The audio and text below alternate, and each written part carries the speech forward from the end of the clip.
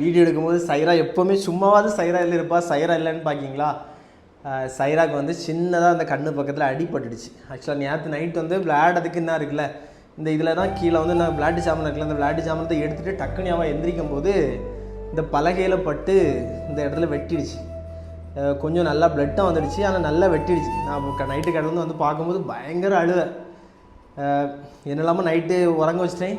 காலையிலையும் கரெக்டாக ப்ராப்பராக உறங்கவும் இல்லை, நேரத்தையும் எழும்பிட்டா. இந்த மத்தியானம் சாப்பிட வரும்போதும் இந்த நேரம்லாம் சாப்பிடுவாள், சாப்பிட்டுட்டு ஒரு 3 மணி நேரம் தூங்குவாள். நேரத்தை பாதி தான் சாப்பிட்டுருப்பா. சாப்பிட்டு அந்த வலி இருக்குமோ என்னவோ தெரியல, உறக்கமும் வருது, அழுதுகிட்டே இருக்கிறா. ஸோ என்னெல்லாமோ நெஞ்சில் போட்டு அவளை உறங்க வச்சு, அப்புறம் அவளை உறங்கின பிறகு தான் அதில் கையை வைக்க விட்றா, மருந்து வைக்க விட மாட்டேங்கிறா.